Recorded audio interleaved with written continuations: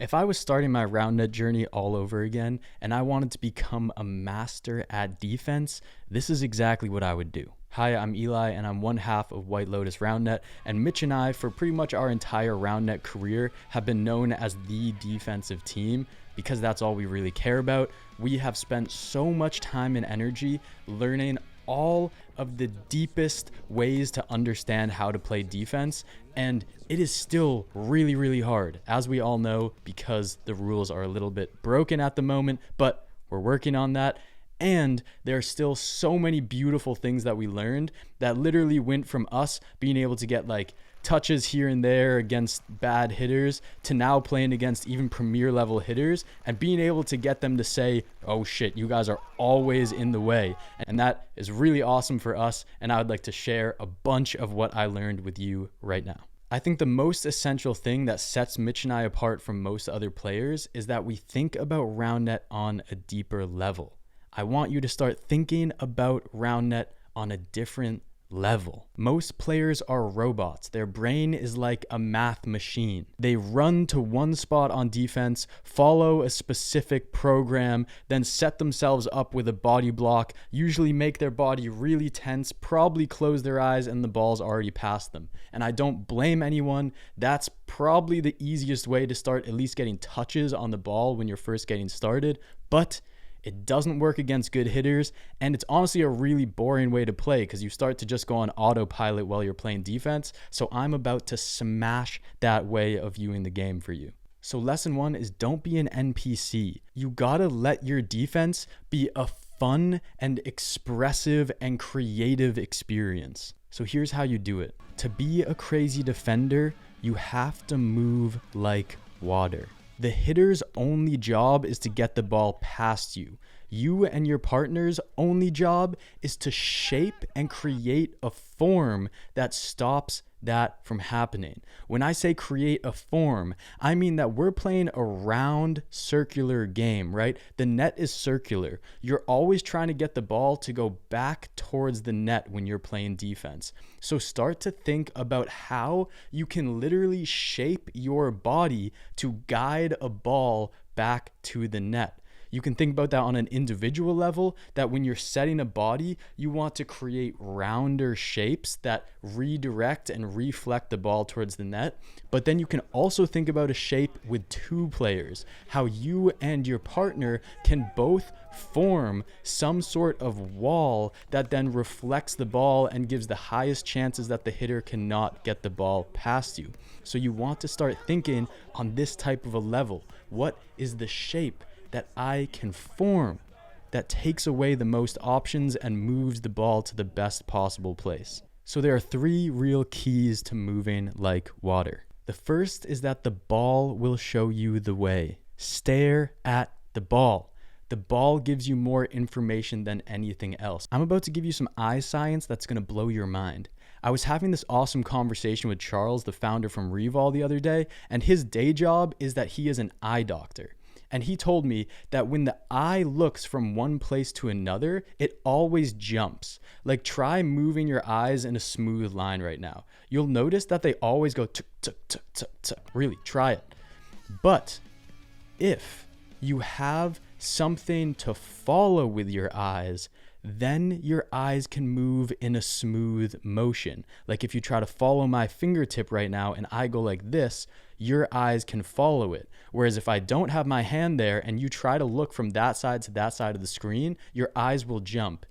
This immediately blew my mind and applied to defense because I've always thought when I keep my eyes locked on the ball, I see more. But if I ever try to like look at the ball, then look somewhere else and look at the ball, or if I'm not locked on the ball, I lose track of it and I don't know where to go. So number one is lock the ball. Let it be your guide. So track the ball with your eyes and relax your body. It is super important to keep your body relaxed because right when you start tensing, you start jumping and you start getting your feet off of the ground. It is very important as defenders that we keep our feet on the ground and we stay balanced with our weight because that is what's going to allow us to shift weight and direction really fast. That's what makes a good defender. Small, agile steps are essential. You'll notice whenever you watch Mitch, myself, or any other good defender play, we're doing tons of little dancing footwork. That's what you want to start doing. The second step is to split and read the set. The set is the most important thing to pay attention to.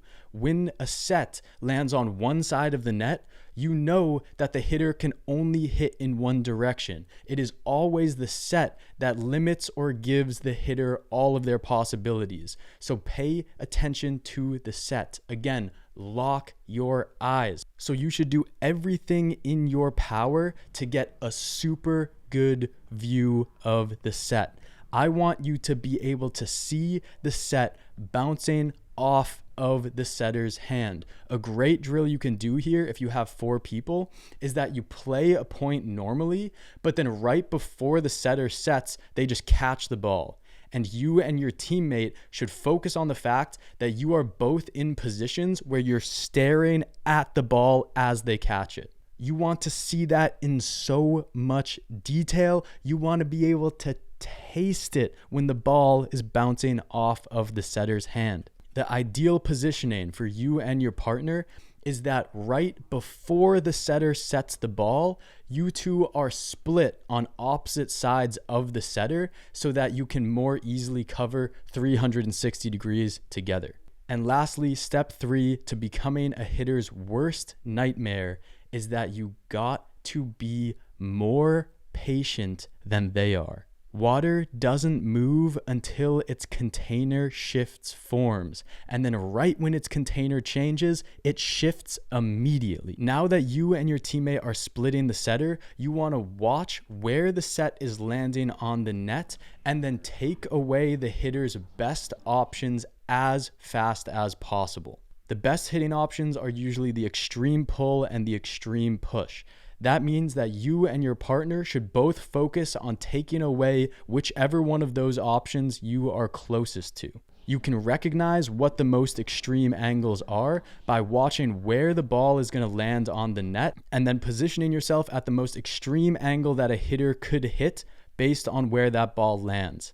And then if you're playing against a good hitter, you even want to go a little bit further than what you think is possible, because good hitters can always hit another 4 inches around you because they know how to use their wrist to put spin on the ball. So go to that most extreme angle and then a little bit further. Way better that you're a tiny bit too far on the outside and then you can come to the inside than allowing them to hit around you, because if they hit around you, it's over no matter what. Whereas if they hit more towards the inside, you and your partner can now close and take that last option away. So you want to get to those best options as fast as possible. Ideally, the hitter is still watching the ball come down and can feel one presence on the extreme push and another presence on the extreme pull. If you have done that, fantastic, because now the hitter is going to be like, uh-oh, well, I only have one place that I can go, and I know that if I go there, it could be that they're just going to close on me. So you're going to start making them think a bunch, because right when you take away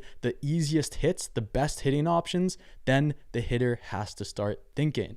So you get to that position as fast as possible, and then you relax. If you have time, literally take a deep breath at that moment, center your feet, get yourself on balance, because that is when the last crazy movement is going to happen. At that point, good hitters are going to be waiting for you to shift your weight. A good hitter watches the defense, sees where their weight is shifting, and hits in the other direction. Because obviously, if you're moving one way, then you cannot move the other way. So that's the perfect spot for them to hit a ball. However, if you are still and balanced and ready to move, the hitter is going to be thinking, where are they moving? Where are they moving? Where are they moving? And you're going to have them going in spirals. So you got to be patient. It's essential that you start paying attention to how your weight is shifting before the hitter hits. Because if you are moving before they are hitting, you are not at the ideal defensive positioning. So of course, sometimes you're going to have to do a weird movement and you're going to be in some crazy sort of like flow at the last second, but ideally you are already there. So start paying attention to where and how your weight is shifting before the hitter hits. Again, get in balance, get on your toes and be ready, and then be patient. Once you're there, the last thing that you want to do is to find the strategies that work best for you in that last split second of movement. So a lot of the times I have found that if I really know that that hitter has truly felt and seen me in that position, then I can already have my weight prepared to shift towards the gap that they are going to try to hit towards. However, the best thing that you can possibly do, which I talked to Buddy Hammond, had a really cool conversation about this, and he's like a god tier defender compared to literally everyone else. He'll get like 20% more touches. And what he was saying is that at the last second, he likes to watch the hitter's arm and hand. He wants to see where they're actually guiding the ball. So you use the ball as your guidance up until the last second, then you get relaxed, then you watch the hitter's hand, where it is sending the ball, where is their follow through going, and then you and your partner shift to that position. I have found one really effective thing to do is to kind of soften my gaze just looking at the net in general at the last second, because then I'm kind of seeing their arm, and then I'm also seeing this like flash of yellow, and it's that flash of yellow that I'm then using to guide my next step. It is really important that when you see the flash of yellow, you do not throw all of your weight in one direction and completely take yourself off balance, because what that's going to do is even if you get a touch, you won't be able to go get a soft touch, or you won't be able to get your body ready to hit again. So what you want to do is, again, move with these short, really powerful small steps that allow you to shift weight really quickly and then take a form. And once you take that form, you're already ready for your next shift in weight. Of course, this is way harder to do than it is to say, but it is what you want to work on. Water, again, it shifts form and then it's still. And then it shifts form and it's still, and it shifts form and it's still. You want to understand how you can make all of those micro adjustments and shape yourself into a form that can immediately change form again whenever it needs to. That's what it means to become water. You can check out our highlight reel, The Way of Defense, to see a lot of really good examples of how we're doing this style of movement. I suggest you always go to the best defenders and watch their content and follow how they're moving. Focus on only them. Focus on one player. When I started doing that, watching Buddy Hammond, Mitch and I would do this thing called downloading Buddy. We would be at a tournament, take our phones out, watch a highlight reel of Buddy, and then immediately go play. And it was like just pulling that character into our bodies, and it unlocked so many things. I remember the first time we did it, we were at this squads tournament in Boston, and we just started getting these touches where like one of us would wrap around the hitter in a way that we never usually would, because that player was now the closer one to the extreme pull. That's a more advanced thing we'll talk about another day. But we just started automatically doing these really advanced movements and getting way more touches. So I highly suggest watch good defenders. Again, you can check out our highlight reel here on YouTube called The Way of Defense to see a lot of this. So as a reminder, the 3 big steps. 1, stare at the ball. The ball is going to give you the most information. 2, split and read the set. Get yourself to a point where you have a super clear view of the ball coming off of the setter's hand. And lastly, be more patient than the hitter. Get to the best position really fast and then relax. That last moment where you're making the final shift is really, really, really, really hard. You need to start to learn what works best for you. So start becoming conscious and experimenting with it. But those 3 steps will get you into such a good position that you've already done 95% of the work that most other people do not do, because again, they're moving like a robot. So become water. Peace.